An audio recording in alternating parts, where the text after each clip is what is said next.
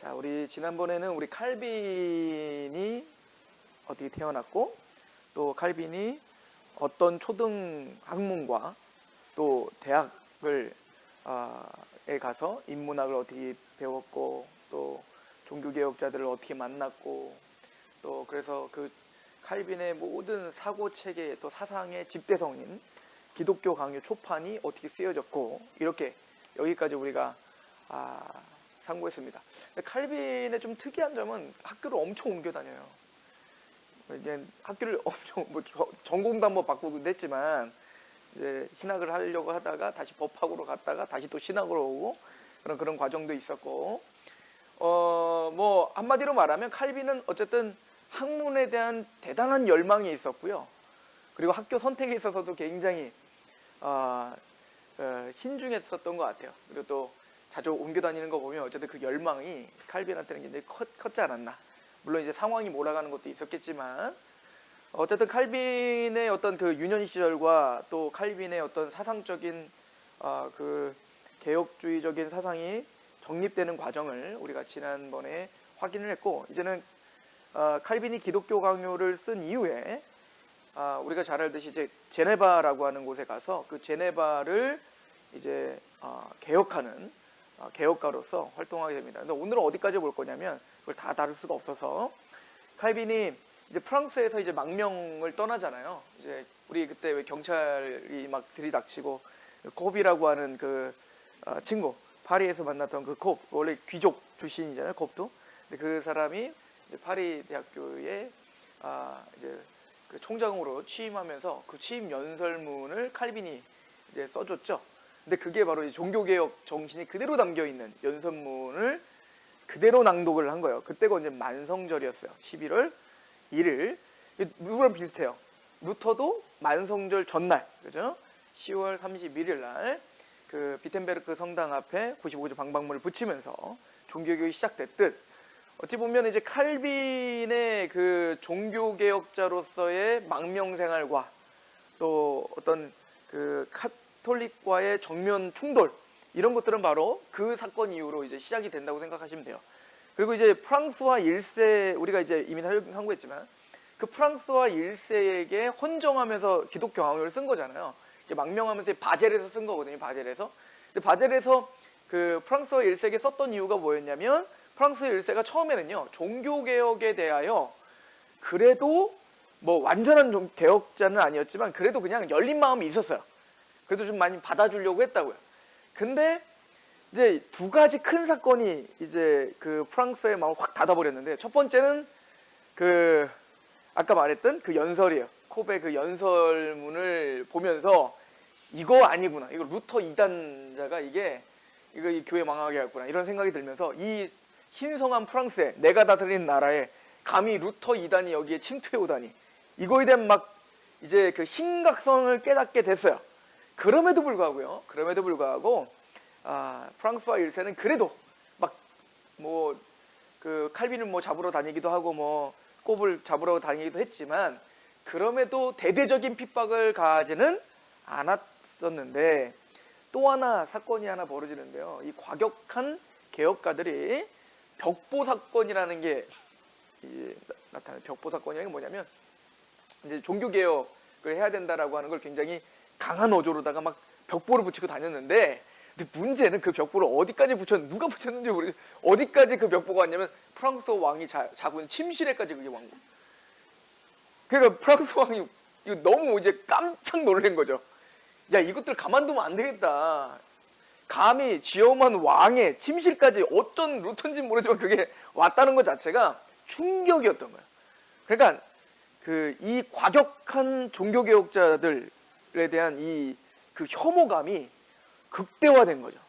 그러면서 이제 대대적인 이제 핍박들과 이제 그런 것들을 하게 되고, 그래서 수많은 사람들이 이제 망명을 떠나게 되는 거죠. 그 중에 이제 하나가 또 칼빈이지 않습니까? 그리고 또 이제 기욤 파렐이라고 하는 사람도 사실은 이제 프랑스에서 떠났고, 그래서 이제 칼빈이 바젤에 가서 그곳에서 이제 많은 책들을 접하게 되고, 또 우리 다 우리 같이 지난번에 상고했듯이 거기서 이제 기독교 강요를 프랑스와 1세에게 보냈던 겁니다. 첫 번째는 뭐냐면 참된 종교는 개혁주의, 우리가 말하는 개혁주의다. 그러니까 종교 개혁이 우리 개신교가 참된 신앙입니다. 당신은 지금 오해하고 있습니다. 그리고 천주교가 우상 숭배입니다. 라고 하는 것을 어찌 보면 이제 프랑스와 1세에게 헌정하면서 변증하려고 했었던 겁니다. 그러니까 성경의 올바른 해석은 바로 우리가 맞습니다를 이제 1차적으로는 주려고 했던 거지만, 근데 두 번째는 뭐냐면 칼빈은 그걸 넘어서서 단순히 프랑스와에게 이 변증해야지 라고 하는 그것만 갖고 있는 게 아니고요. 그걸 넘어서서 사실은 모든 성도들의 경건과 신앙의 토대를 마련해 줘야겠다. 그런 교과서가 없었던 거예요. 그래서 칼빈은 모든 성도들이 하나님의 말씀 위에 제대로 된 교리 위에 세워져야 된다고 생각이 들었기 때문에 모든 성도들을 위해서 사실은 또 칼빈을 쓰게 된 거고요. 이 칼빈이 기독교 강요가 딱 쓰여지자마자 이게 엄청나게 파급 효과가 일어나고 금방 다 팔리고 또 재판에 들어가고 이렇게 되게 되는 거죠. 그래서 이제 그 칼빈이 그 기독교 강요 저술의 목적에 대하여 이렇게 이야기했다고 해요. 제가 거기 인용한 거 있죠. 오로지 종교의 열의를 보이려는 기미를 내비치는 사람들이 참된 경건을 가진 자가 될 수 있게 해줄 어떤 기본 원리들을 전달할 것이다. 이것이 칼빈이 기독교 강요를 쓴 목적이었습니다. 그러니까 하나님의 말씀에 갈급한 사람들이, 그 말씀을 더 알고 싶어하는 사람들이 참된 경건을 가진 자가 될 수 있도록, 그러니까 성경이 말하고 있는 경건 말이에요. 사실 이 말에는 카톨릭의 영성과 경건을 대항하는 얘기죠. 그러니까 카톨릭이 말하는 경건이라는 건 뭐냐면 외형적이며 또 감정적이며 엑스타시하며 미신적이며 형식적이며 이런 것들, 오만한 것을 또 경건이라고 해서, 예를 들어 교황이나 사제들은 그 내가 거들먹거리고 막 거룩해 보이고 이런 걸 경건이라, 그게 아니라 참된 경건이 무엇이냐, 하나님 말하는 참된 신앙과 영성이 뭐냐, 하나님의 말씀에 기반된 그 기본 원리가 뭔지를 바르게 알려주고자 이 기독교 강요를 썼다, 이렇게 보시면 되겠어요. 자, 이제 바젤에 있었던 그 바젤에서 이제 수많은 종교개혁가들, 종교개혁을 함께 진행할 많은 동역자들을 만나게 돼요. 자, 그리고 바젤에 있다가 어떤 일이 있어서 이제 프랑스에 잠깐 몰래 잠입을 하게 됩니다.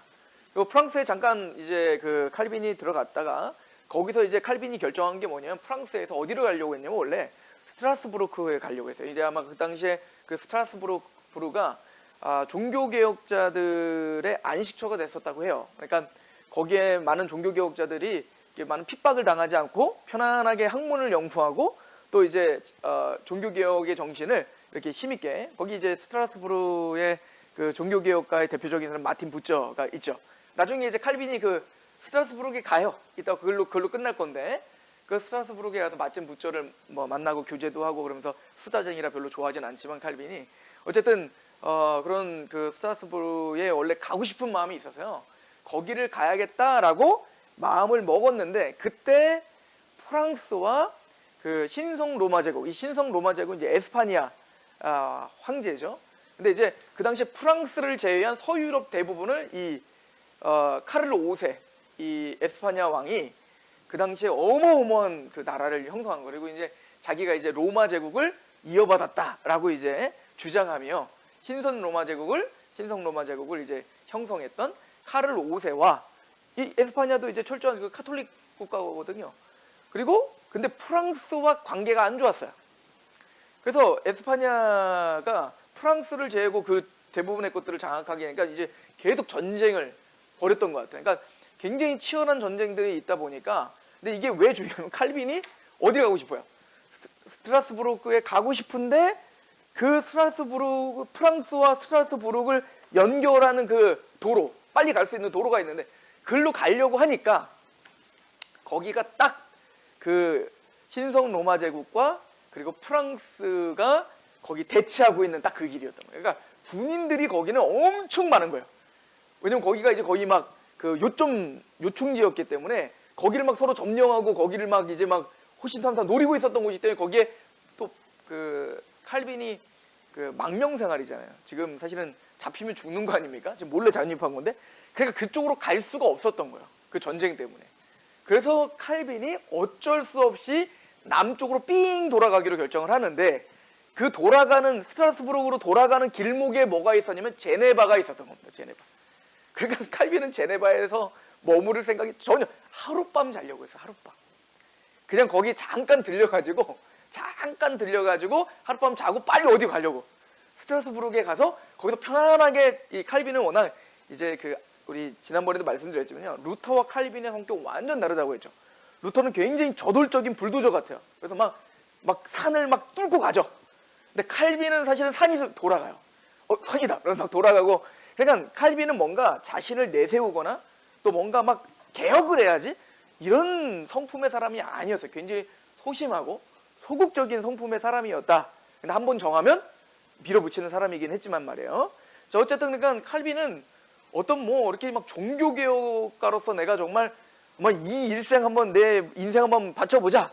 물론 그런 마음이 있었죠.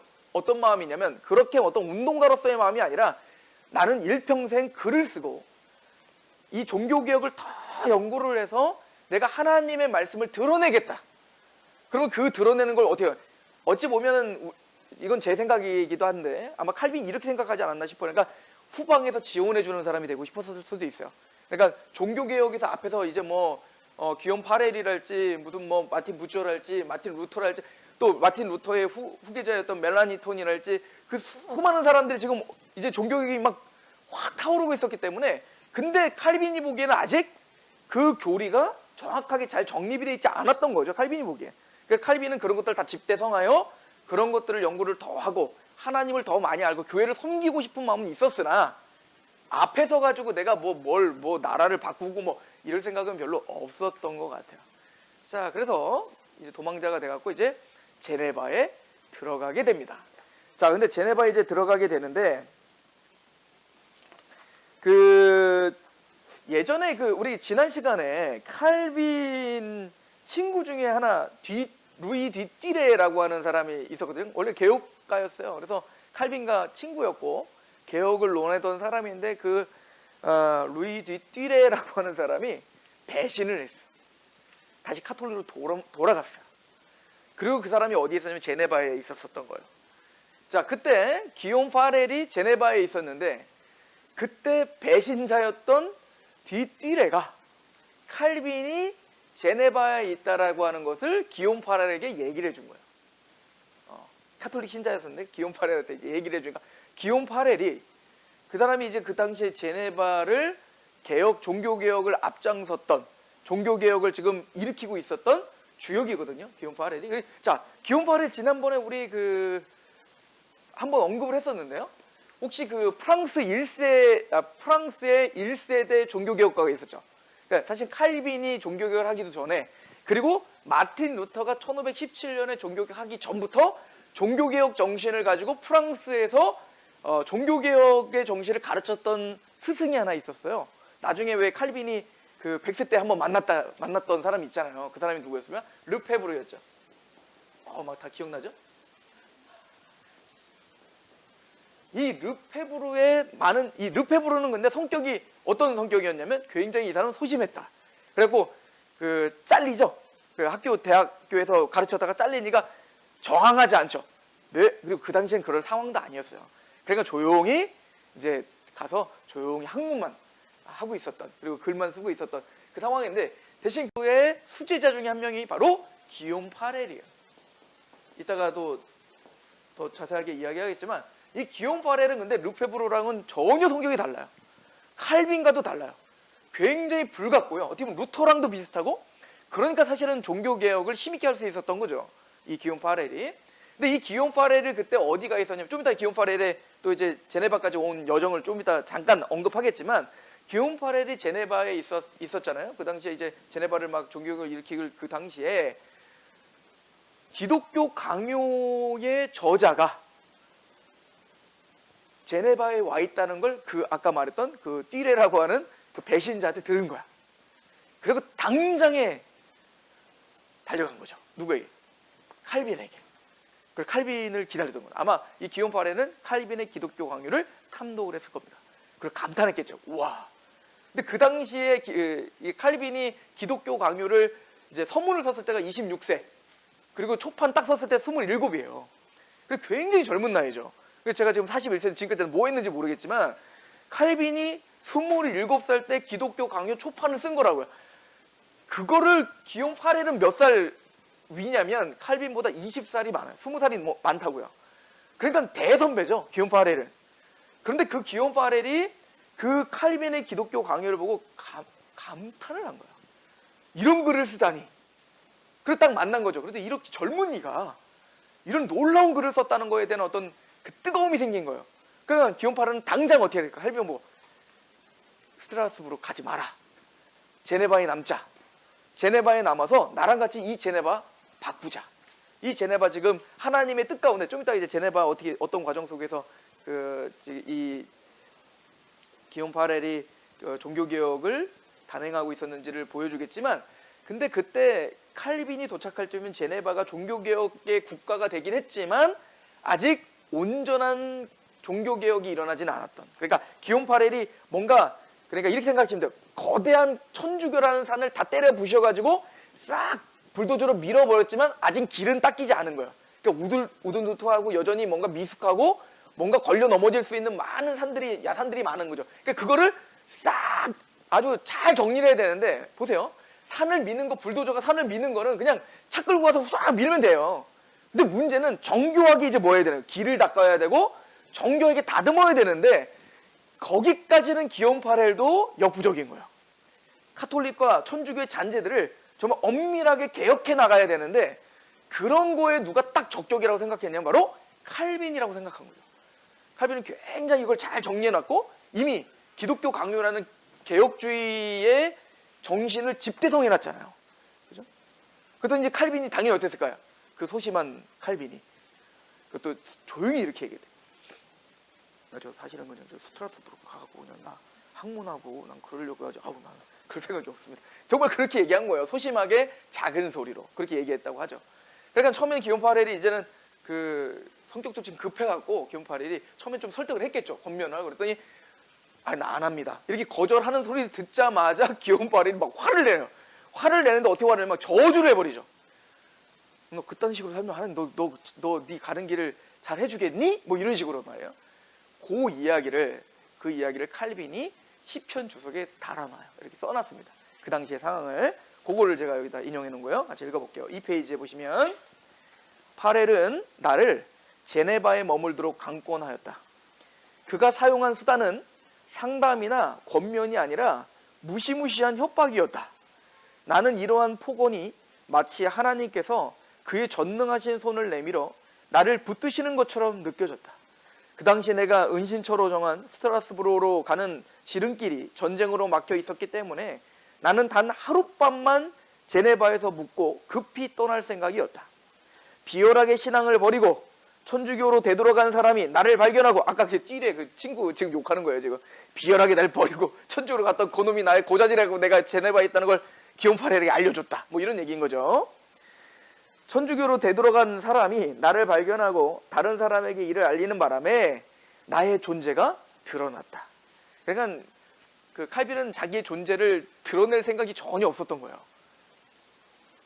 복음을 전하려는 열정에 매여 있던 파렐은 나를 붙잡아두려고 최선의 노력을 기울였지만 나는 개인적인 연구에 전력할 것을 결심한 뒤여서 다른 일에는 매이고 싶지 않았다. 간청 정도도 아무 소득이 얻을 수 없다는 것을 깨달은 파렐은 만일 내가 긴급한 시기에 도움의 요구를 거절하고 무시한다면 하나님이 내가 추구하는 은둔과 평화로운 학문 생활에 저주를 내리실 거라고 협박하기 시작했다. 나는 마침내 계획하던 여행을 단념하고 말았다. 그러니까 이 칼빈이 이 두 가지 생각이 들어요. 첫 번째는 팔랑귀인가? 근데 이제 칼빈은 그것을 하나님의 섭리라고 느낀 겁니다. 그죠? 칼빈의 인생을 보면 그 이제 학문하는 것도 보면은 처음에 이제 목회해라 이거 누가 한 거예요? 아버지가. 그죠? 그 아버지가 너는 목회해라. 너는 사제가 되라. 그랬더니 예. 그러고 이제는 신학을 하다가 이제 아버지가 그쪽 그 카톨릭과 관계가 안 좋아졌어요. 사업 문제 때문에. 그러니까 화가 나가지고 야 너 사제하지 마. 너 저기 뭐야 사제하지 말고 너 법해. 법해야 네가 돈 잘 벌어. 근데 예? 그리고 법으로 바꾸고 그러다가 아버지가 딱 근데 칼빈의 마음에는 끊임없는 신학에 대한 열망이 있었던 거야. 그러니까 아버지가 딱 죽자마자 다시 딱 신학하고 이런 이제 과정이 있죠. 그러니까 칼빈은요, 그 칼빈의 인생을 가만히 보면 하나님의 섭리와 주권, 그러니까 나에게 지금 일어나고 있는 일들에 대하여, 그러니까 하나님이 나에게 직접적인 음성으로 말해주진 않지만 그 상황과 모든 환경과 이런 것들을 통하여 하나님이 나를 인도하고 있는 어떤 손길을 항상 찾고 귀 기울이고 또 그것을 인정하며 순복할 수 있는 사람이었던 것 같긴 해요. 그러니까 이거는 팔랑귀라는 얘기가 아니라 칼빈은 사실은 팔랑귀가 아니에요. 그렇다면 종교개혁자가 되지도 않았죠. 칼빈은 철저하게 말씀 위에 선 사람이었고요. 어쩌든 하나님의 뜻이 무엇인가 고민하던 사람이었던 거예요. 그러니까 기욤 파레를 또 사용하신 거죠, 하나님이. 그죠? 칼빈을 너무 잘하신 거예요. 누가? 기욤 파레를 잘한 게 아니라 하나님이 잘하신 거죠. 그죠? 저도 가만히 생각해 보면 제가 만약에 그 고등학교 때까지 그렇게 춤추고 놀고 그렇게 공부하기 싫어하고 책 보기 싫어하는 제가 만약에 어느 교회를 갔는데 성경 공부하자 그러면 당연히 도망갔을 겁니다. 그리고 제 성격상 예 할게요 그러고는 한 귀로 또 한 귀로 흘려고 말았을 거예요. 근데 저는 어디서 하나님이 저를 만나게 해주시냐면 군대에서 만나게 해주신단 말이에요. 왜? 꼼짝 못하게. 그리고 또 한 번 들어서 못 알아들으니까 세 번째 돼서야 제가 구원을 받았거든요. 구원에 확신이 생겼고. 그러니까 이 얘기는 무슨 얘기냐면 하나님은 각자의 체질을 너무나 잘 아시고 그래서 각자에게 맞는 사람, 환경, 타임테이블이 있다고요. 하나님은 그 섭리 가운데 우리가 만나고 있는 사람들, 환경들 그 모든 것들이 우연이 아니라 하나님의 합력하여 선을 이루시는 주권과 섭리가 있다는 것을 인정하는 사람이었다. 우리는 그렇게 해석을 할 필요가 있죠. 어쨌든 칼빈은 기욤 파레의 이 얘기가 하나님께서 강력하게 자신을 붙잡는 메시지라고 들었던 겁니다. 그리고 단칼에 어떻게 해요? 제가 스트라스부르크에 가서 얼마나 꿈이 부풀었겠어요. 야 거기 가서 내가 얼마나 평안하게 하나님을 그렇게 내가 섬기며 살 수 있게 내가 얼마나 많은 준비를 했겠냐고요. 근데 그거를 단번에 어떻게 해요? 딱 단념하죠. 왜? 이게 하나님의 뜻이구나 라고 생각을 하자마자 하룻밤만 머물고 가려고 했던 제네바에 2년을 머물게 되는 거예요. 그죠? 그래서 제네바에 머물게 되었다. 자, 그러면 그 당시에 제네바는 도대체 어떤 상황이었나? 이것을 좀 우리가 확인하고 가야겠죠? 그리고 하나님이 칼빈을, 우리가 지난 시간에 칼빈을 준비시키고 기독교 강요를 쓰게 하시며 그리고 그 친구 꼽을 만나 그 꼽이 학장 영서를 하면서 지금 망명생활을 떠나게 되고 그런 과정 가운데 사실은 스트라스부르크로 그냥 바로 갈 수도 있었지만 그 역사를 주관하신 하나님이 전쟁이 나게 해가지고 글로 못 가게 하고 제네바에 잠깐 1박 2일 잠깐 머물다 가려고 하는 그 찰나에 기욤 파렐이 어떻게 제네바에 와 있었으며 그때 그 배신자가 거기 왜 가가지고 그래갖고 그 어떻게 해서 만나게 돼 어떻게 이렇게 그 전문 용어로 아다리가 맞았는지 이거를 이제 우리가 좀 참고하려면 제네바가 어떤 상황 속에서 하나님은 칼빈을 거기에 보내주셨는가? 아 저는 이런 그 역사들을 보면 사실은 이게요 우리의 삶 속에 이런 역사들이 끊임없이 일어나고 있다는 사실을 우리는 캐치해야 되기 때문에 그런 겁니다. 그죠? 제네바의 그 상황은 이런 거였습니다. 우리 1페이지 2번을 보시면 제네바는 프랑스와 신성 로마 제국에 아까 말했죠. 프랑스와 신성 로마 제국이 계속 뭔가 전쟁 중이었잖아요. 근데 그 중간에 꼈어요. 그러니까 이거는 이쪽도 저쪽도 뭐요? 대등한 관계니까 이쪽도 저쪽도 가져갈 수가 없는 거야. 그죠? 그러니까 어찌다 보니까 독립국가가 돼 있는 거예요. 제네바가 정치적으로. 그러니까 참 하나님이 참 섭리도 섭리인 거죠. 그래서 완전한 독립을 정치적으로 독립을 누릴 수 있었는데 당연히 거기도 천주교 국가였죠. 그죠? 주교가 거기서 이제 종교 모든 것들을 다 이제 다스리는 그런 이제 도시국가였는데 1520년에 시민들이 루터의 글을 접하기 시작해서 1517년도에 이제 종교를 일으키고 1520년도가 우리 반복해서 하지만 1520년도를 기억해야 되는 게 그때 루터의 종교개혁 정신이 어느 정도 정리가 된 때라고 했죠. 자, 다시 기억을 되살려 보면 1517년도 루터가 종교를 일으켰지만 이때 95개조 방법은 우리 한번 다 읽어봤잖아요. 그죠? 대충. 근데 읽어봤을 때 아직 종교개혁의 이신칭이랄지 여러 가지 정확한 교리들이 아직은 완벽하게 정리가 되지 않았을 때라고 했잖아요.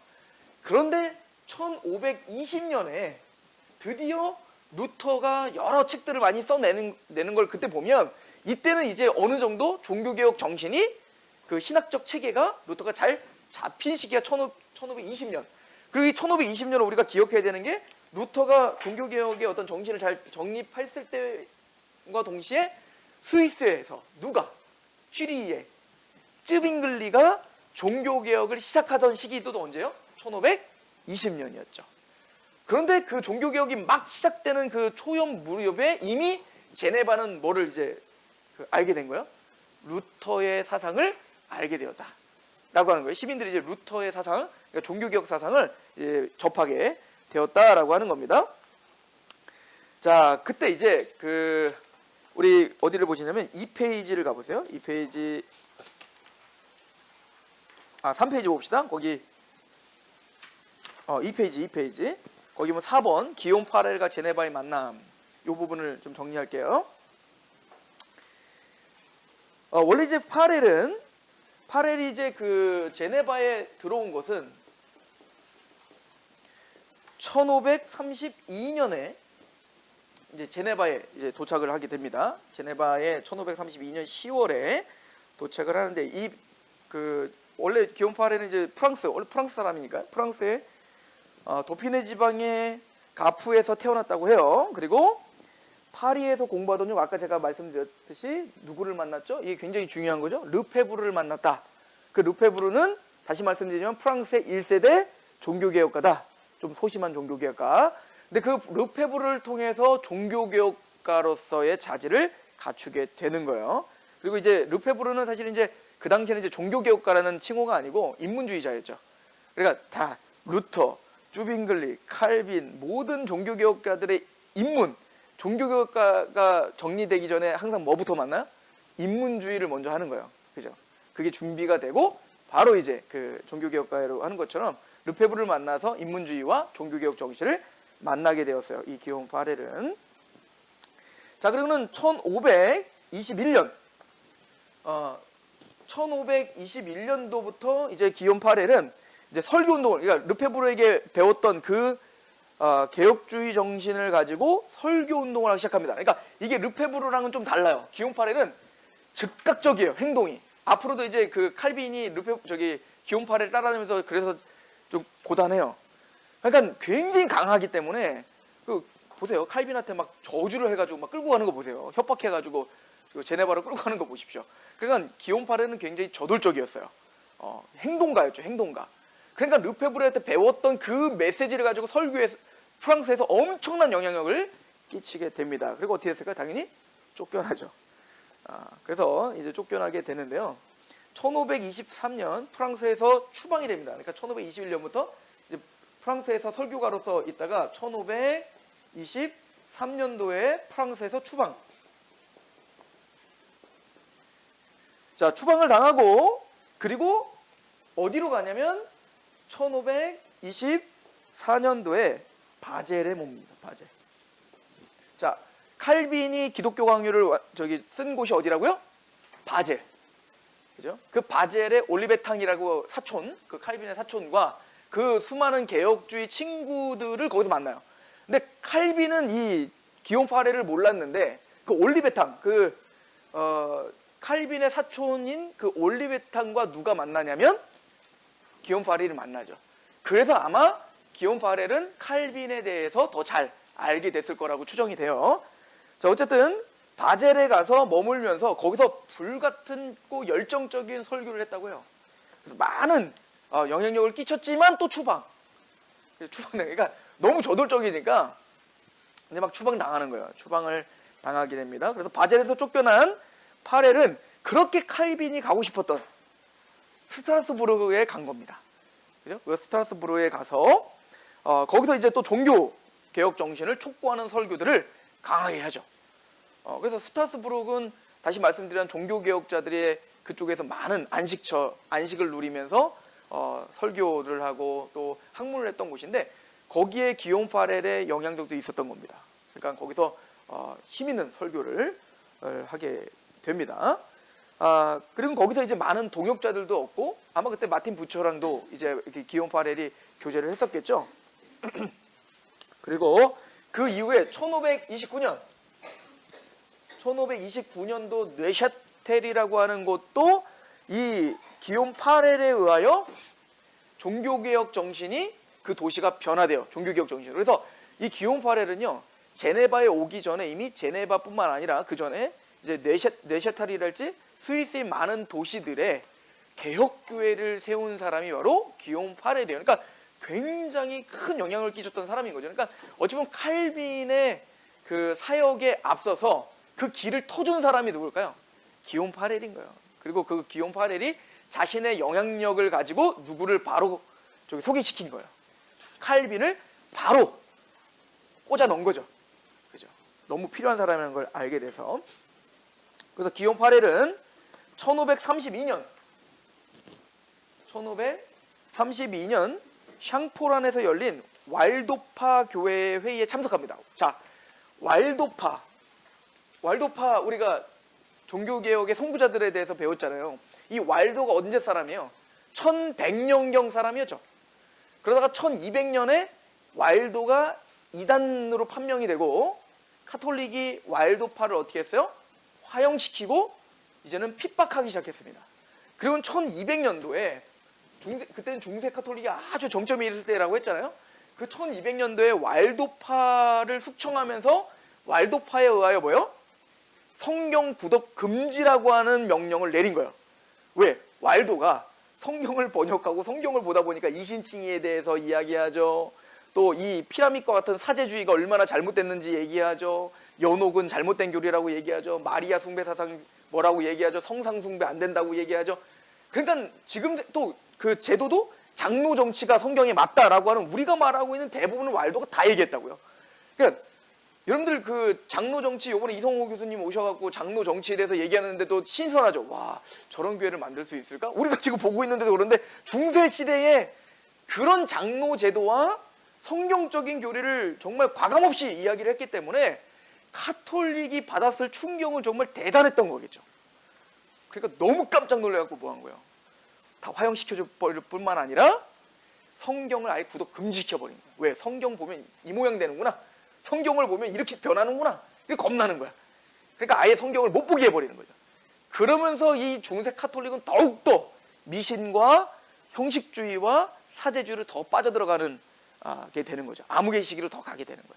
자, 그 중심에 있었던 게 바로 왈도파였는데, 다시 말씀드리면 그 왈도파가 끊임없이 핍박을 당하지만 끝나지 않는 거예요. 왈도파는 끊임없이 그 개혁주의 정신을 유지하여 그 후계자들이 있었다. 그죠? 그들의 영향을 받았던 사람은 그 대표적으로 영국의 존 위클리프, 성경을 번역했던, 그죠? 종교개혁 계명성이라고 말했던, 그리고 그 존 위클리프의 또 영향을 받은 얀 후스, 그리고 베셀. 그래서 이 존 위클리프는 1300년대 사람, 그리고 얀 후스는 1400년대 사람, 그리고 베셀도 1400년 말. 그리고 난 다음에 누가 딱 나타나는 거예요. 1517년 루터로 이어지는 그 큰 개혁주의의 광맥을, 사실은 어쩌면 저는 그 가장 중요하게 여겨야 될 사람이 왈도, 피터 왈도, 발도라고도 하지만 피터 왈도가 중요한 사람인데요. 근데 그렇다고 해서 자누스만 있는 게 아니라 그 당시에도 왈도파가 있었다는 거예요. 왈도파가 끊임없이. 그죠? 그래서 그 칼빈의 사촌이었던 올리베탕이 왈도파였다. 우리 지난번에 얘기했잖아요. 그래서 칼빈에게도 종교개혁 정신을 잘 말해줬던 사람이 누구였던 거예요? 그 왈도파였던 올리베탕이었던 거예요. 자, 그런데 이 기욤 파렐도 바로 그 왈도파 토론회에 참석을 하게 된 겁니다. 그죠? 거기에서 누굴 만나요? 올리베탕을 만나는 거죠. 그래서 거기서 이 기욤 파렐은 그 왈도파도 우리가 지금 하고 있는 이 종교개혁에 동참할 것을 촉구합니다. 왜? 너희들 정신과 우리 정신이 같다. 그러나 너희들도 좀 더 정리가 될 필요가 있겠다. 이런 거겠죠?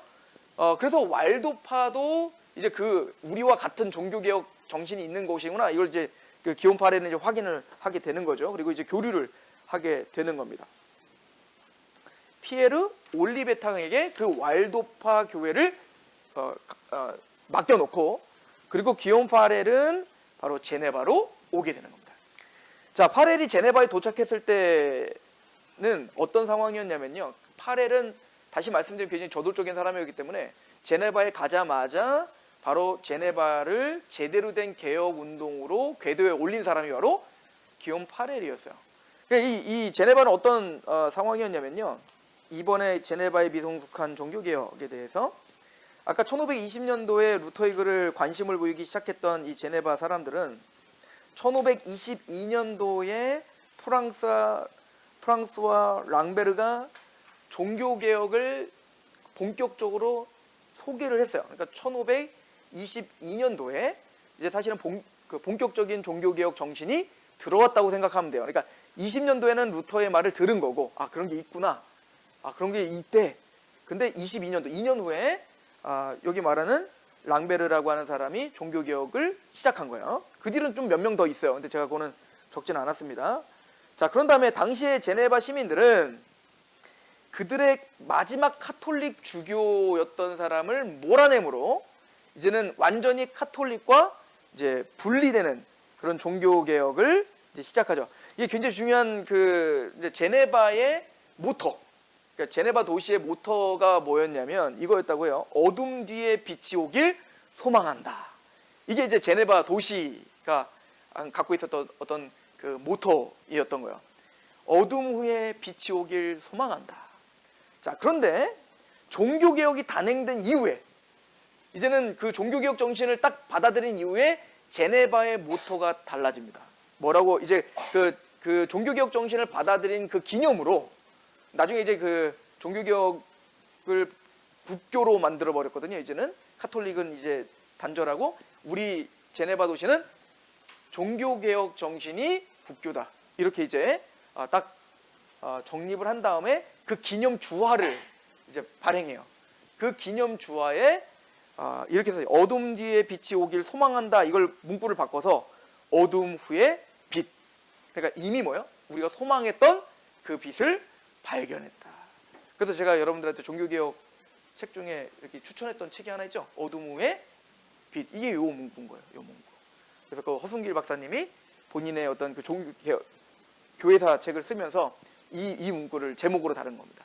어둠 후에 빛. 이렇게 바꾼 거죠. 제네바의 이제 그 어떻게 보면 신앙의 모토, 또 그들의 소망, 종교개혁에 대한 갈망, 이런 걸 사실은 보여주는 단어가 바로 어둠 후에 빛이라고 하는 기욤 파렐이 와서 아주 막 그 제대로 된 종교개혁을 막 이 드라이브를 건 거예요. 자, 그래서 강력한 개혁을 추구하게 되는데요. 그래서 그들이 와서 면죄부 판매를 반대하기 시작하고 교황청의 부정과 부패를 비난하는 벽보를 막 붙이기 시작하고, 이게 좀 저돌적이에요. 막 벽보 붙이고 이제 막 운동을 하는 거죠. 이제 완전히 카톨릭의 잔재를 다 없애버리는 막 면죄부 판매 막 그런 것들을 다 없애고 이런 것들을 한 거예요. 그래서 당국의 종교 정책에 항의하는 막 데모를 열고 사람들을 막 선동하고, 그 결과 1534년 10월 부도덕한 생활로 악명이 높던 주교가 드디어 아까 그 앞에 거를 제가 다시 설명하고 있는 거예요. 그 주교가 어떻게 되는 거예요?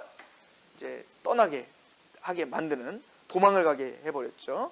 그리고 제네바 평의회는 제네바 독립을 공식으로 선언하게 되었고요. 카톨릭과는 완전히 단절하게 되었고, 그럼에도 불구하고 여전히 카톨릭의 잔재는 있죠. 그래서 카톨릭과 이 개혁자들 간에 엄청난 이제 막 갈등이 이제 격해지는 거예요. 제네바에. 한순간 갑자기 종교개혁의 도시가 되진 않잖아요. 자, 그러자 종교개혁자들과 천주교들은 1534년과 1535년 이 두 번의 공개 토론을 벌입니다. 공개 토론을 벌였는데 그때 기욤 파렐이 굉장히 힘있게 잘 논증을 해서 그 제네바 시민들이 그 공개 토론을 통하여서 모두가 다 기욤 파렐을 또 종교개혁 정신을 다 승인합니다. 그게 맞다라고 이제 제네바 시민들이 다 이제 종교개혁에 대한 열망을 이제 선언하게 되는 거예요. 자, 그래서 1536년 1536년에 5월 21일에 드디어 시민총회를 열고 만장일치로 개혁교회를 국가의 교회 형태로 취하기로 결정하는 거예요. 자, 1536년, 1535년 이때가 다 뭐라고요? 칼빈이 기독교 강요 초판을 쓴 날이에요. 쓸 때였어요. 자, 이해가시죠? 기독교왕을 바젤에서 쓴 거라고요. 그리고 그때 제네바는 드디어 이제 이 종교개혁적인 형태를 우리 제네바가 이제 교회는 개혁교회로 한다 라고 하는 것을 선언하게 됩니다. 이거랑 딱 맞물린 거죠. 자, 이런 상황 속에서 칼빈이 제네바에 온 겁니다. 자, 그럼에도 불구하고 기욤 파레를 그렇게 열심히 했는데도 불구하고 여전히 미진한 게 너무 많았던 거예요. 그죠? 그래서 기욤 파레는 누가 필요했던 겁니까? 칼빈과 같은 동역자가 필요했던 거예요. 또 어떻게 보면 기욤 파렐이 20년 선배이기 때문에 20년 선배니까 지금 칼빈이 27살 정도 되니까 한 50이 이제 가까워지는 거죠. 후계자도 좀 생각도 해야 되고 다음 세대를 책임질 수 있는 정말 탁월한 지도자를 키워내야 되기 때문에 그런 마음도 있었겠죠. 선배니까 이렇게 세우려고 하는 거니까. 근데 어쨌든 기욤 파렐은 그런 과정 속에서 칼빈이 이렇게 뭔가 갈망하고 있을 때 누가 딱 온 거예요. 칼빈이 싹 지나가서 일방만 하고 가려고 하니 기욤 파렐이 빨리 가갖고 여기서 살자 이렇게 된 거죠. 그랬더니 안 산다. 협박해갖고 네가 잘 되나 보자 그러면 저주받는다. 그래갖고 깜짝 놀래갖고 하나님의 음성을 듣고 제네바에 남게 되었다. 이게 이제 자, 드디어 이제 칼빈은 1536년 10월 이제 그 1536년도에 이제 칼빈이 성 피에르에서 바울 서신을 강해하면서 이제 칼빈의 본격적인 제네바 개혁 운동을 시작합니다. 자, 칼빈의 개혁 운동의 특징은 철저한 말씀 운동이었습니다. 그러니까 어떤 다른 걸 하지 않았습니다. 철저하게 말씀으로 교회가 개혁돼야 된다고 생각했어요. 그죠? 어떤 선동이랄지 어떤 뭐 물리적인 어떤 그 힘을 발휘하여서 개혁을 이룰 수 없다고 믿었습니다. 칼빈의 성격도 그렇겠지만 칼빈은 자신이 변화된 것도 철저하게 말씀을 통한 변화였기 때문에 이 교회가 교회다워지는 것도 또 더 나아가 칼빈의 목적은 교회의 변화를 통하여 무엇의 변화까지도 그 사회도 다 개혁되길 바랬습니다. 제네바도 다 하나님의 말씀으로 개혁되기를 바랬는데 그것은 다른 걸로 할 수 있는 게 아니라 바로 정치로 할 수 있는 게 아니라 교회가 할 수 있다. 말씀으로 할 수 있다라고 했다. 그러면 그 말씀 운동을 할 수 있는 가장 중요한 원리는 뭐냐면 정교 분리입니다. 교회는 교회 일을 하고 그 시의회는 하나님의 말씀에 의거하여 정치를 하면 되는 거예요. 칼빈은 정치에 참여할 생각이 없었어요. 교회 개혁을 하려고 했었던 겁니다. 제가 이걸 왜 강조하냐면 칼빈을 우리가 흔히 어떤 이제 칼빈주의를 비난하는 사람들은 칼빈이 막 정치적에서 막 사람들 죽이고 막 이런 나쁜 놈이었다. 이건 정말 칼빈을 몰라서 하는 얘기인 거예요. 그 중에 이제 나중에 우리가 다음에 그 얘기를 하겠지만 그 악명을 씌웠던 사건 안에 세르베토스 화형 사건이거든요. 그런 칼빈이요. 세르베토스가 제네바에 오면 화형 당하는 거예요, 원래. 그 당시에는 사실은 중세 시대였다는 걸 기억하셔야 돼요. 중세 끝자락이라는 걸 생각하셔야 돼요. 그때는 삼위일체를 부정하면요, 화형입니다. 그래서 칼빈은 끊임없이 세르베토스에 뭐라고 하면 너 오지 마라. 오면 너 죽어. 너 오면 안 돼. 편지를 보내죠. 근데 세르베토스는 자신이 있었던 거예요. 내가 칼빈을 납작하게 해주마. 네가 쫓겨날 줄 알아. 그리고 온 거예요. 그러니까 칼빈은 어쩔 수 없이 성경적으로 그게 왜 틀렸는지 논증할 수밖에 없었고 걔는 이단이 된 거죠. 그리고 시의회가 그를 화형에 처할 수밖에 없었던 상황이었던 거죠. 그러니까 칼빈은 정치에 참여하려고 한 게 아니라 말씀 운동을 통해서 교회를 개혁했고 그 교회가 개혁됨으로 사회가 변화되기를 바랬던 개혁가였다. 이거를 이야기합니다. 그래서 칼빈이 당연히 그랬던 칼빈이었기 때문에 뭐를 제일 먼저 했을까요? 첫 번째는 교회 개혁이 말씀 운동이기 때문에 강해 설교를 시작합니다. 설교 운동부터 하죠. 철저하게 말씀에 의거한 설교를 이제 시작을 하게 되는 거예요. 그게 칼빈은 강해 설교라고 생각했어요. 유명한 사건이 있죠. 칼빈이 2년 정도 그 제네바에 있다가 나중에 쫓겨나요. 좀 이따 얘기하겠지만 쫓겨나거든요. 그래서 또 3년 만에 다 돌아와요. 칼빈이 없으니까 막 카톨릭에 또 막 휩쓸리고 막 이거 정리해 줄 사람이 없으니까 다시 또 칼빈 또 다시 와주세요. 그래갖고 이제 오거든요. 그때 가장 유명한 사건이 있잖아요. 칼빈이 딱 돌아와서 설교를 할 때 뭐라고 설교하겠어요? 니들 나 쫓아낼 때는 이제 봤지? 이런 설교를 하고 싶지 않겠어요? 또 떠날 때는 막 고별 설교 하고 싶잖아. 막 에베소서 막 그거 탁 해갖고 에베소서에 딱 그 장로들이 딱 와갖고 딱 우는 모습으로 바울이 막 울면서 나 잘 가라 막 이런 거 막 설교하고 싶거든요, 목회자들. 그런데 칼빈은 마지막 고별 설교도 고별 설교나 마나 그냥 강의하던 거 그냥 하다가 그냥 가는 거야. 돌아왔어. 얼마나 할 얘기가 많겠어요, 그죠? 뭐 설교했을까요? 그때 돌아가기 전에 강해 설교 마쳤잖아요. 그 다음 거부터 다시 또 하는 거야. 이게 칼빈의 정신을 잘 보여주고 있는 거예요. 철저히 말씀만 전하는 겁니다. 그죠? 그 상황이 어떻든, 환경이 어떻든, 감정이 어떻든 그냥 말씀이 말하는 걸 말하고자 했던 칼빈의 태도를 우리가 엿볼 수 있는 중요한 하나의 사건이기도 하죠. 저는 칼빈이 제일 먼저, 그리고 이제 또 유명한 사건 하나 있는데요. 칼빈의 탁월함, 또 칼빈 제네바 시민들에게 또 이 개혁주의 이쪽 진영 내에서 칼빈의 존재가 굉장히 인상 깊게 남겨졌던 사건이 하나 있습니다. 이게 뭐냐면 로잔 회의인데요. 로잔 토론회가 1536년도에, 그러니까 간지 얼마 안 돼서 36년도에 로잔에서 천주교와 개혁주의자들과 만나서 토론회를 벌이기 시작했습니다. 그러니까 누가 만나 이제 그런 토론을 하겠죠. 그때 누가 개혁주의 천주교 사제 200명이 참석을 했고, 그러면은 이 종교개혁자들 대표로는 누가 갔냐면 기욤 파렐이 갔고, 제네바에서, 그리고 비레라고 하는 로잔의 담당 그 개혁 지도자였던 비레라고 하는, 나중에 이제 칼빈과도 중요한 친구가 되죠. 비레와 기욤 파렐, 그리고 누가 데려갔겠어요? 당연히 기욤 파렐이 칼빈을 데려간 겁니다. 근데 메인은 누굴까요? 비레와 기욤 파렐이죠. 근데 거기서 이 천주교 사람들이 주장했던 게 뭐냐면, 니들 교부 신학에서 니들은 떠났다 이거야. 너희들은 교부들이 가르쳤던, 어거스틴까지 말했던 그 교부들의 가르침에서 이미 탈선한 이단자들이다, 이렇게 교부들을 들먹이면서 얘기를 한 겁니다. 그때 기욤 파렐과 비레는 그걸 준비를 미처 못했던 거야. 이 교부들에 대한 지식이 그렇게 풍성하지 못했던 거예요. 근데 그때 칼빈이 확 나서서 교부들의 글들을 다 인용합니다. 그러니까 칼빈이 다 외웠어요. 예를 들어 어거스틴의 은총론 몇 장, 뭐 이레니우스의 뭐에 뭐, 이렇게 몇 장까지 다 얘기하면서 그들이 말했던 말들이 다 거짓이고 교부들이 종교개혁 정신을 지지하고 있다는 것을 확인해 줍니다. 압도하죠. 이게 종교개혁 진영에서 칼빈이라는 이름이 굉장히 인상 깊게 남기게 된 아주 중요한 사건 중에 하나였죠. 그러면 이게 기욤이 아마, 기욤 파렐이 아마, 야, 내가 정말 잘 내려왔구나, 이런 어떤 마음이 들었겠죠. 어쨌든 그런 사건이 한번 있었고요. 자, 그러니까 이걸 통해서 보는 거는요, 칼빈이 정말 잘 준비되어 있었다, 이런 볼 수 있는 거예요. 그러니까 칼빈은 정말 철저하게 단순히 열정만 갖고 이랬던 사람이 아니라 정말 철저하게 준비했고, 하나님은 때가 되어 그 칼빈을 정말 멋지게 지금 사용하고 계시는 거죠.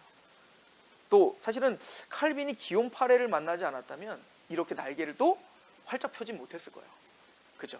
칼빈 성격상 누가 이끌어주지 않으면 그냥 정말 은둔해갖고 정말 글만 쓸 사람이지, 이렇게 막 토론에 참여해갖고 막 싸우고 막 제네바 앞장서가지고 막 이 종교개혁을 일으켜 이럴 수 있는 사람은 아니었던 것 같아요. 그러니까 하나님은 모세에게 아론을 붙여주듯, 그죠? 칼빈에게 기욤 파렐을 붙여줘서 앞길을 닦아주셨던 거예요.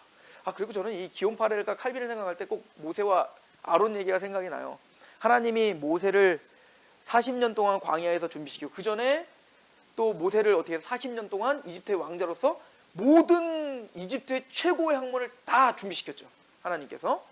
그래서 이집트에서 모세를 그 당시에 모든 지리학, 건축, 그리고 언어, 그 당시 이집트가 최고였잖아요. 그런데 그 모든 것들을 다 섭렵시켰다고요. 다 준비시켰다고요. 그런데 하나님은 모세를 그걸로 다는 쓸 수 없죠. 모세를 먼저 40년의 광야를 통하여 낮아짐의 훈련을 하게 한다고요. 그리고는 하나님 80세가 되어 때가 되어 모세를 불러요. 너는 이스라엘을 건져내는 지도자는 내가 세울게. 그랬더니 모세가 어떻게 나 못 가요 하잖아요. 못 가요. 나 말 못해요. 그랬더니 어디선가 아론을 준비해놨어요 이미. 그러니까 아론의 인생도 성경에 나오지 않지만 모세를 80년 동안 그렇게 인도하신 그 하나님은 아론의 인생도 그렇게 뭔가 준비하고 있지 않았겠어요? 그리고는 때가 되니까 그 정말 그 모세가 난 말 못합니다 라고 말할 때 그때를 기다렸듯이 아론을 딱 붙여주잖아요. 그런 것처럼 칼빈도 하나님은 그 유년 시절과 그 시절 가운데 세상의 모든 인문학이나 이런 것들을 다 인문주의를 다 알게 하시고 또 성경을 알게 하시고 방랑자가 되어서 낮아진 마음을 알게 하는 거예요. 그의 어떤 지식과 이런 걸로 일할 수 없다는 것을 아마 그 삶을 통해서 깨닫게 했겠죠.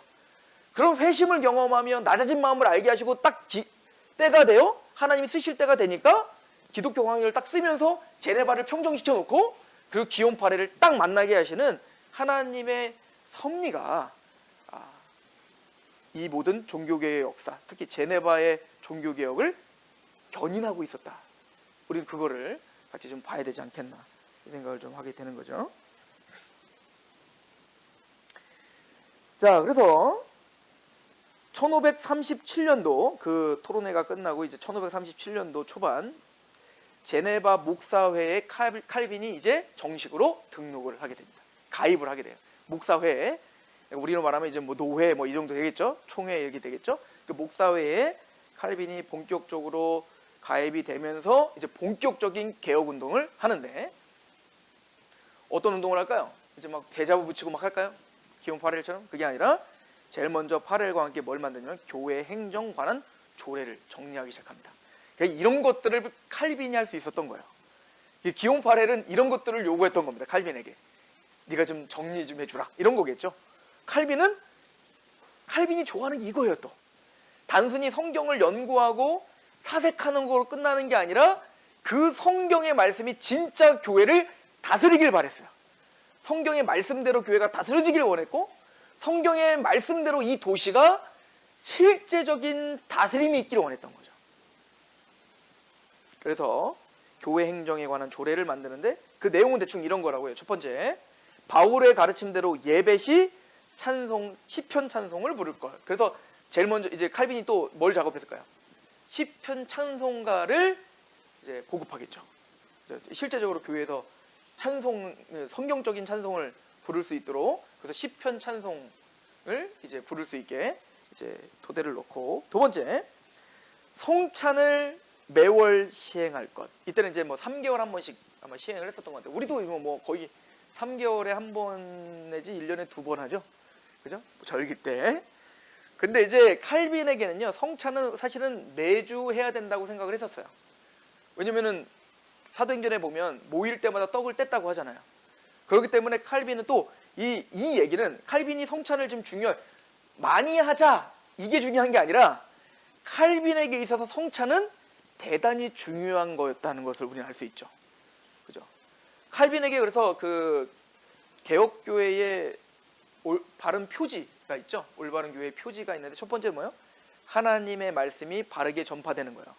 그리고 두 번째는 뭐죠? 바로 성례가 성경적으로 시행되는 거인 거죠.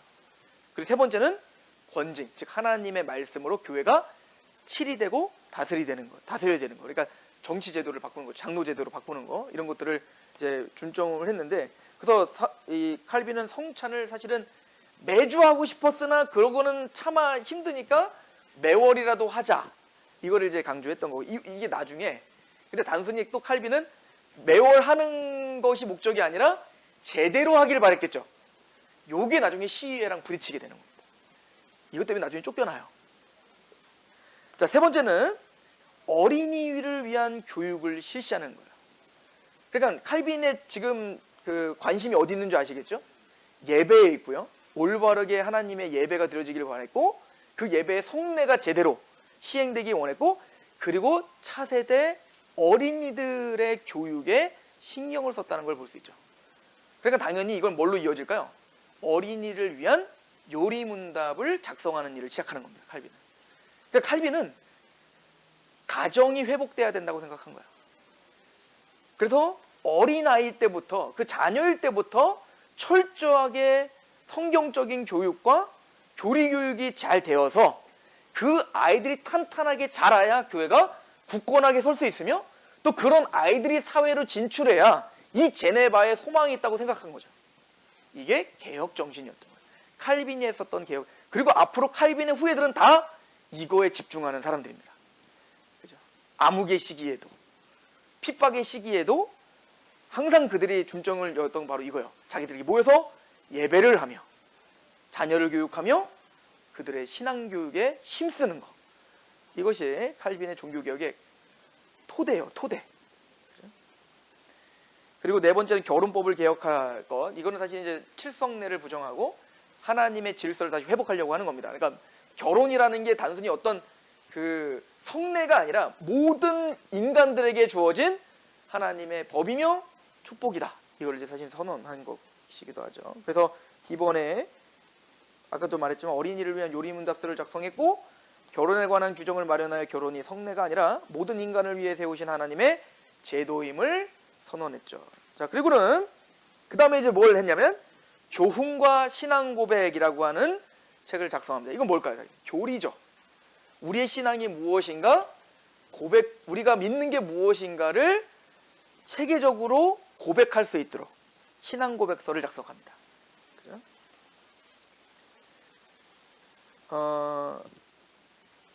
그래서 이제 칼빈은 그런 신조들을 작성할 때 이제 근본적인 정신은 이제 종교개혁자들이 다 또 그렇겠지만 오직 성경만이 믿음과 신앙의 유일한 법칙, 그리고 예배는 그 말씀에 의거된 것만 하나님의 예배로 드려질 수 있다.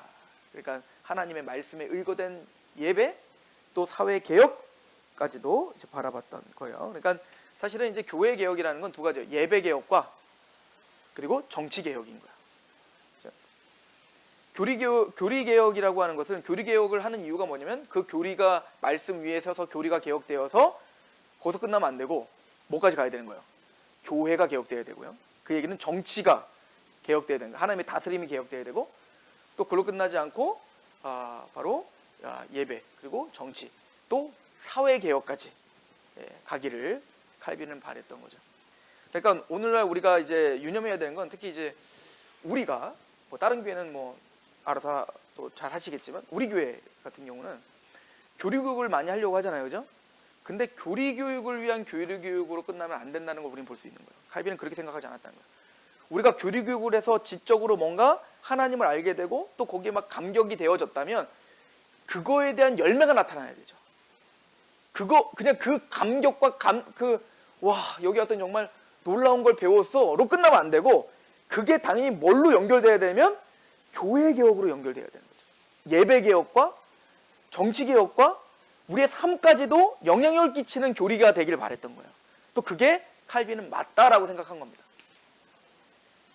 그러니까 교회는 단순히 학교가 아니죠. 학교지만 더 나아가 공동체요, 하나님의 나라라고 하는 개념을 확실히 알고 있었던 겁니다.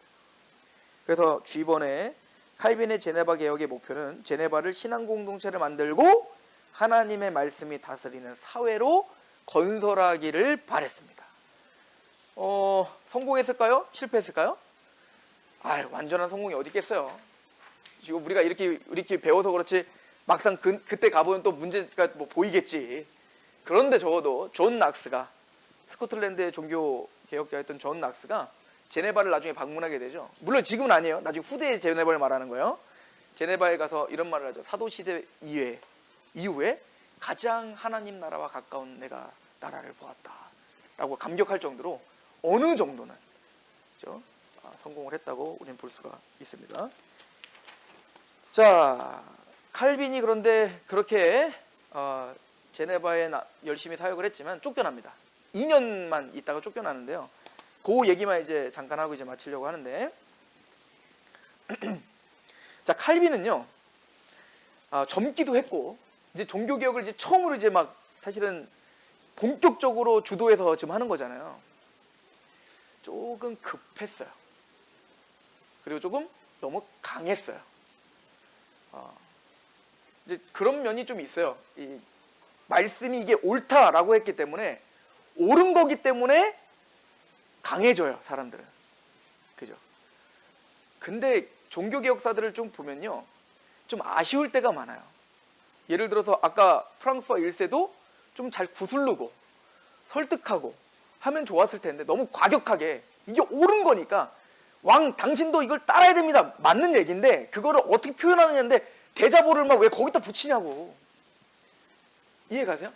또 나중에 청교도 영국 이제 종교개혁에 대한 얘기를 하겠지만 왕당파와 청교도가 막 전쟁을 벌이고 막 그 피해 매립을 숙청당하고 막 이렇게 할 때 나중에 이제 올리버 크롬웰을 통해서 이제는 청교도 세상이 됐어요.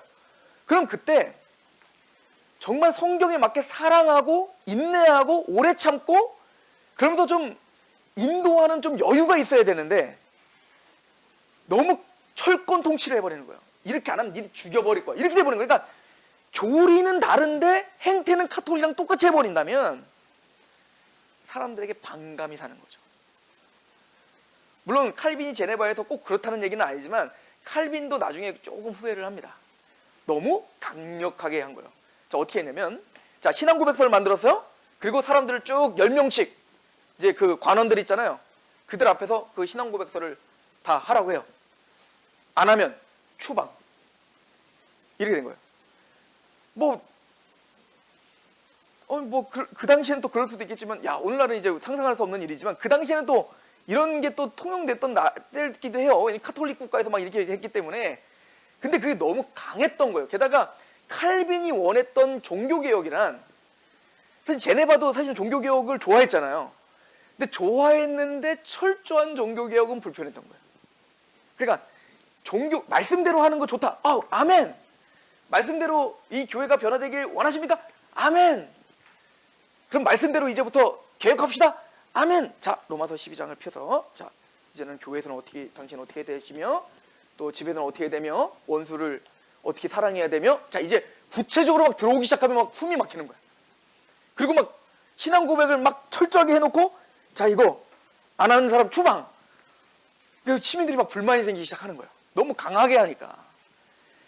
이것 때문에 불만이 막 생기다가 꽝 부딪히는 또 사건이 하나 있는데 바로 성찬 문제였던 거예요. 칼빈은 성찬을 굉장히 중요하게 여겼죠. 자, 그런데 한 달에 한 번 성찬을 하자. 자, 이것까지는 받아들일 수 있었어요, 제네바가.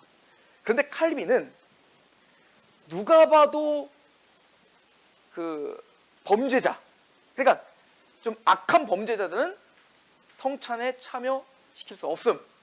이걸 통과시키려고 했어요. 자, 이게 쉬운 문제 같지만 쉽지가 않은 게, 예를 들어서 당신 성찬 못합니다. 그럼 어떻게 되는 거예요, 그 사람은? 많은 사람들 앞에서 망신당하는 거죠. 이러니 사람들이 불만이 쌓이는 거예요. 게다가 그 사람들 중에 누구도 있겠어요.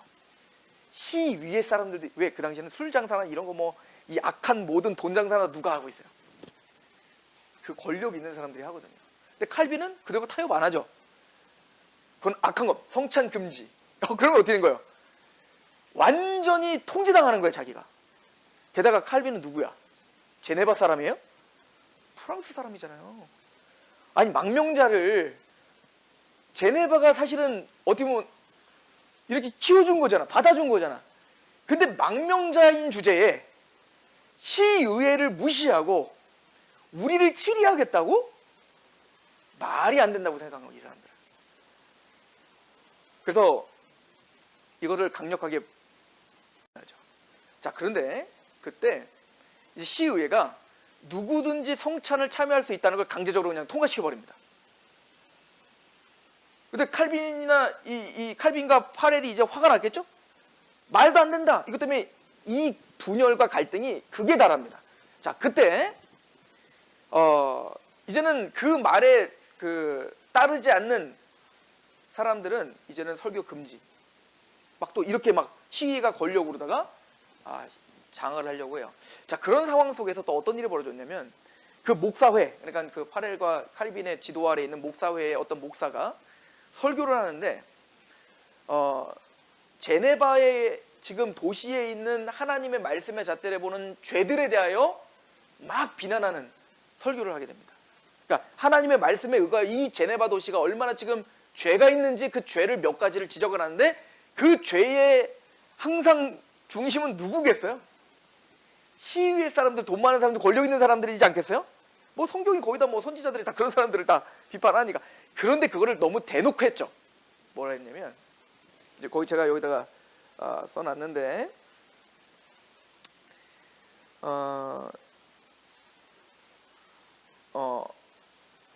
어디에다 써놨죠?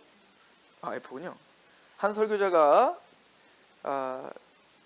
행정관, 그 시위의 행정관을 두고 술주정꾼이라고 비난을 쏟아부었습니다.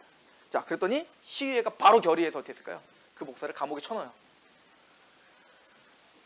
자, 이렇게 되자 이제 칼빈과 파렐은 화가 날 때는 왔는데, 시위회가 어떻게 했냐면 이제는 설교 금지를 당합니다. 아예 파렐과 칼빈이. 자, 파렐이 이거 받아들일까요? 그러거나 말거나 설교를 막 합니다. 그래서 거기에다가 아까도 말했지만 또 뭐를 이제 요구하냐면, 성찬을 할 때 이제 이 제네바 시위회가 이제 이미 싫은 거예요, 얘네들이. 성찬을 할 때 이제 그 카톨릭은 이렇게 납작하고 그 빵이 아니라 납작한 그냥 뭐 그런 걸 먹잖아요. 왜 그걸 하냐면 부스러기가 떨어질까봐 그런 거거든요. 왜냐면 화채설이잖아요. 예수님의 살인데 예를 들어 빵 조각을 딱 쪼개면 어때요? 거기 뭐가 떨어져요? 부스러기들이 떨어져. 예수님의 살이 떨어진다고 생각하기 때문에 그거 또 다 주술 수도 없을 수도 있고 어디로 날아갈 수도 있어요. 그러니까 그거를 그걸로 만든 거예요. 그러니까 단순히 빵의 종류가 다른 게 아니라 아예 신학이 다른 거예요, 이거는. 그래서 요즘에도 카톨릭도 그걸로 하잖아요. 그죠? 그게 신학이 다른 거예요, 신학이. 우리 그냥 빵 조각으로 하지만. 근데 이 제네바 시의회가 어떻게 했냐면, 예수님의 살이 부스러기가 되어 떨어질 수 있으니까 다시 예전에 그 카톨릭이 했었던 그걸로 바꾸자. 이거는 단순히 빵의 종류를 바꾸자는 문제가 아니에요. 이거는 다시 어디로 돌아가자는 얘기가 같은 거예요. 화채설을 돌아가자는 말은 하지 않지만 지금 그런 식으로 가자는 거예요, 지금. 이걸 받아들일 수 없죠. 그러니까 그 설교가가 감옥에 갇히는 일, 또 그것을 반대했던 일, 이 모든 것들이 이제 다 축적돼서 시위회가 넘어가니까 설교 금지를 명했고, 그럼에도 불구하고 기욤 파렐과 칼빈은 설교를 계속했고, 그러니까 이제 나중에 최후 통첩하죠. 3일 안에 떠나라. 그래서 쫓겨나게 되는 거예요. 쫓겨나게 되면서 칼빈이 이렇게 좀 얘기를 했다고 해요. 자, 주입원에 그는 자신이 개혁자로서 실패했다고 느꼈으며 그가 한 행동 때문에 제네바 교회가 로마로 되돌아갈지도 모른다고 느끼게 되었다. 아, 내가 너무 급했나. 나는 종교개혁자로서 실패했구나. 근데 또 하나님은 이런 과정들을 겪어야 하게 했었던 거죠. 그렇게 칼빈에게 성숙하게 하는 과정이라고 저는 생각을 하는데, 근데 칼빈은 또 한편으로는 굉장히 기뻤다고 해요. 왜? 그 제네바에 짐을 내려놓고 자기가 원했던 어디로 가는 거야? 스트라스부르크로 가서 나는 이제 내가 원래 원했던 거기서 내가 학문을 닫겠다. 그러고 이제 떠났다고 합니다. 거기서 이제 마틴 부처를 만나고 거기서 3년 동안 또 하나님이 또 준비시켜 다시 어디로 데려가실까요? 그렇게 가기 싫었던, 나중에 제네바로 또 돌아오라고 할 때 칼빈이 또 난 죽어도 못 간다. 막 그럴 때 요번엔 이제 다른 비례가 와고도 안 가면 저주받는, 그래 또 끌려와요, 제네바로. 이제 그런 이야기를 이제 다음번에 이제 하도록 하겠습니다.